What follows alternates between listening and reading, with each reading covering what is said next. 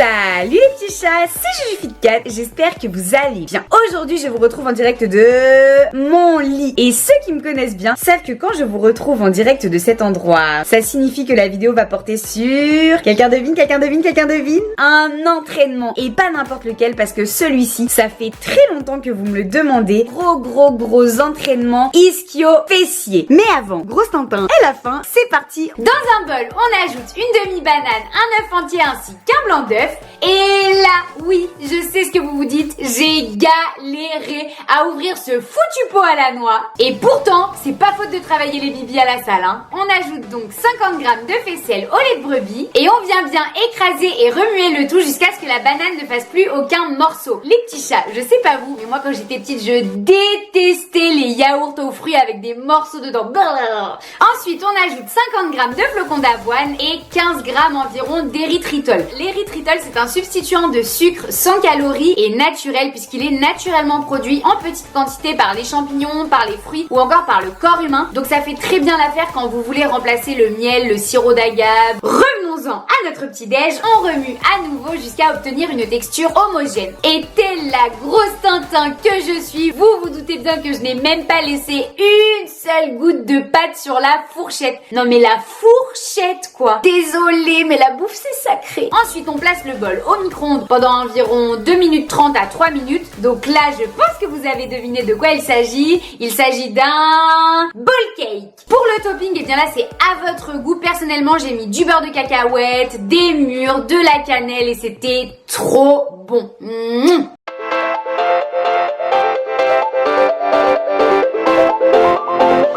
C'est parti les petits chats, maintenant on se retrouve pour un des moments les plus importants de cette vidéo, la dégustation du petit-déj. Je vous présente ce merveilleux ball cake.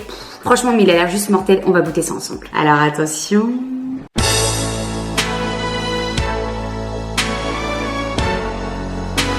Oh non mais c'est trop bon. Est-ce que je peux pas juste manger? S'il vous plaît.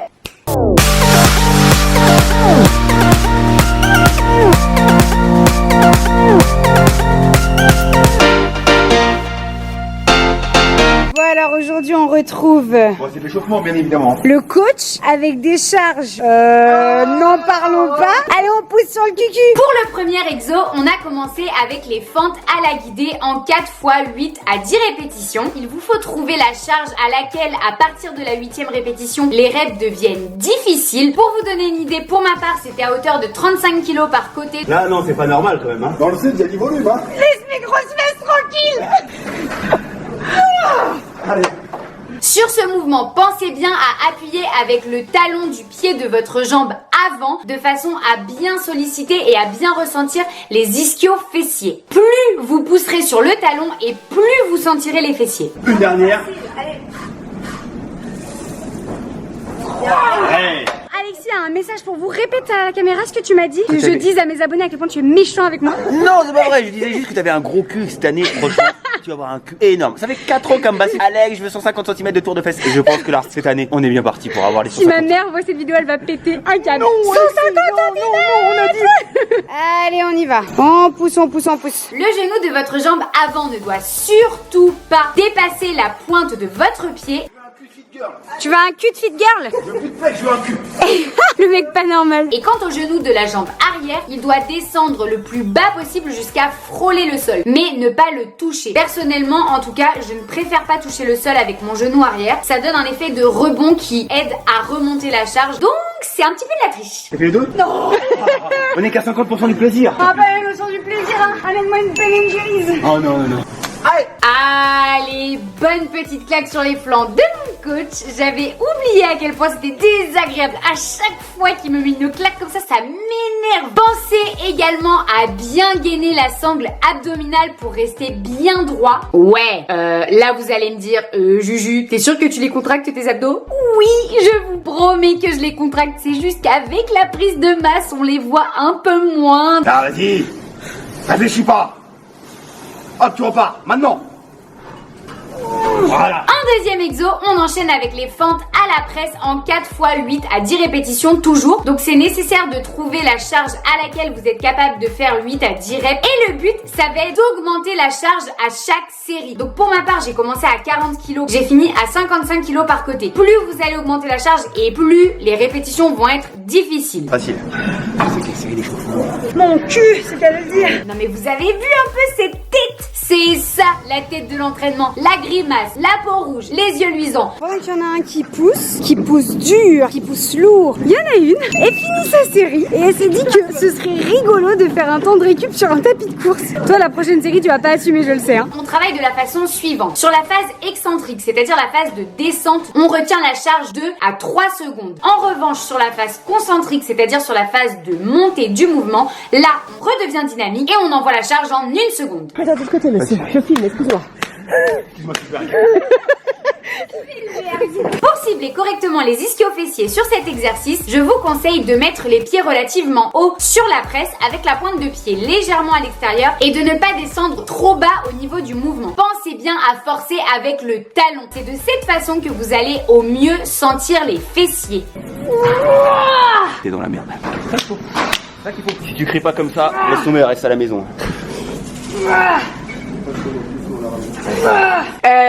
Hulk, sors de ce corps s'il te plaît. Allez Kiki, allez Kiki, allez. Allez, allez. Sur le cucu, pousse sur le cucu. Allez. Nicki Minaj, t'as qu'à bien tenir, j'arrive. Sur le cucu, allez. Allez Kiki, Je vais avoir mon boulot. pousse sur le cucu. Allez. En troisième exo, on a continué avec le soulevé de terre sumo. Donc cet exercice, c'est l'un de mes favoris. En 4 x 8 à 10 répétitions toujours. Bon, ça, je pense que vous l'avez compris, je vous le répète depuis le début de cette vidéo. Et pour ma part, sur ce mouvement, en fonction de si je le fais en début ou en fin de séance, je suis autour de 75 à 85 kg. Ça fait du bien. La première chose la plus importante, pensez bien à garder le dos le plus droit possible ou cambré, parce que dans mon cas, bien, cambrure naturelle oblige, j'ai pas trop le choix. Si jamais votre dos devient rond au niveau de la montée ou que vous faites une rétroversion du bassin, stop! On arrête tout et on baisse la charge. Sur ce mouvement, pensez à avoir les pieds bien écartés ainsi que la pointe de pied bien à l'extérieur pour sentir les ischios qui poussent lors de la montée.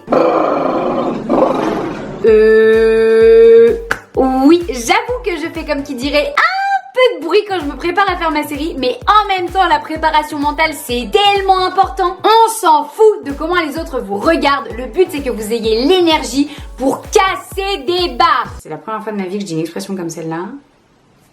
Ouais. Arrivé en haut du mouvement, vous pouvez contracter volontairement les fessiers, mais attention, si vous le faites, ne tendez surtout pas les jambes, vous devez garder une légère flexion au niveau du genou et également ne faites pas d'hyperextension au niveau du dos. Et enfin, en quatrième exo, on a terminé par un bon leg curl allongé des familles en 4 x 8 à 10 répétitions sur une seule jambe. Donc là, j'ai mis une charge relativement légère, hein, j'ai mis 10 kg pour une seule jambe, donc c'est pas énorme, mais le but c'est de pouvoir vraiment faire un mouvement qui est lent et qui est contrôlé, où vous allez retenir le plus longtemps possible la phase excentrique du mouvement, c'est-à-dire la phase de descente. Là, le but, c'est vraiment d'étirer l'ischio et de bien le ressentir. C'est pas la charge qui va être le plus important, c'est plutôt la façon dont vous contrôlez le mouvement. Bilan de cette séance des douches, comment tu l'as senti? Ça pique, ça fait mal, mais c'était pas mal. Hein. Grâce à qui? On s'est sorti les doigts du cul grâce à lui. À lui là. À lui. Lui là. lui super loin là-bas. Le gars, je le quitte 2 semaines. Il décide de me traumatiser quand je le retrouve. Est-ce que vous trouvez c'est normal Je pense qu'à ça? ce niveau-là, je pense qu'on peut avoir le boulard de Nicki Minaj. Ménage. Juju fit ménage. Et voilà les petits chats, l'entraînement est maintenant terminé. Comme vous l'avez remarqué, c'était un entraînement à dominance ischio, mais je vous promets que l'entraînement à dominance fessier arrivera très très vite sur la chaîne, alors restez connectés. Rigolez pas.